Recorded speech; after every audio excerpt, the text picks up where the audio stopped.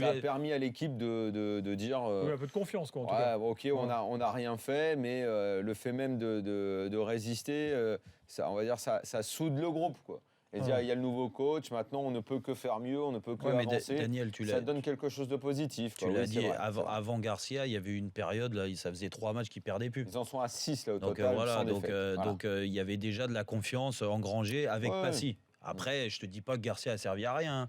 Le nul à Paris, oui, bon, c'est les joueurs plus que Garcia. On va en arriver à ce que j'ai dit dès le début de la saison. Le contexte marseillais faisait qu'il y avait une sinistrose, quelque chose de totalement négatif autour du club, parce qu'on savait que c'était en vente, parce qu'on avait l'impression que le coach était un intérimaire, parce que les joueurs ne savaient pas où ils en étaient, parce que Diarra, il y a eu toute l'histoire autour de lui, mais que intrinsèquement, il y avait largement matière à faire une équipe qui pouvait tourner autour du top 5.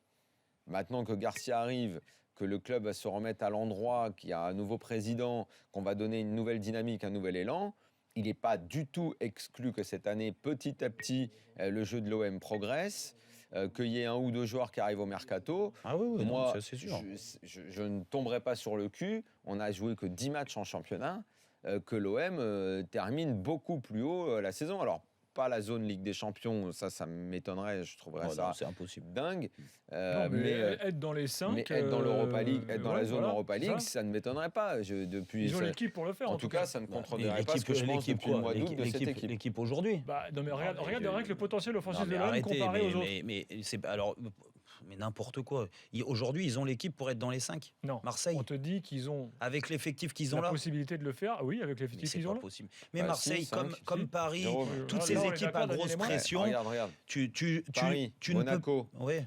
Non, mais ça n'a rien à voir. En termes d'effectifs, je suis d'accord avec toi. Tu te dis, tu regardes les... Non, mais après, tu sais très bien que le contexte marseillais, il est complètement différent qu'un contexte à Bordeaux, à Nice ou ailleurs. Non, le contexte, mais le contexte, la pression, ils vont l'avoir de plus. Mais la pression, elle existe. Mais quand tu joues un match au stade Vélodrome, un match décisif, il faut avoir de l'expérience. Et ben, ce que je veux dire, c'est que l'expérience, Gomis, Diarra, Rolando, ces mecs-là, ça va aller. Rolando, ça y est, c'est le meilleur défenseur parce qu'il a fait un bon match au Parc des Princes. Pas du tout. Ce soir, en plus, il a plein de fois, il était. Mais non, mais c'est pas ça le problème. Non, mais ce que je veux dire, c'est que cette équipe, dans ces clubs-là, Daniel, où il y a une grosse pression, mine de rien, tu veux dire ? Ouais, il faut des internationaux.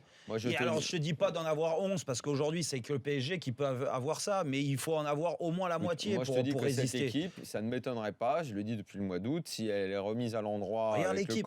C'est l'équipe de ce soir, d'accord. Écoute, moi je te dis que la défense, excuse-moi, c'est la défense du Parc des Princes.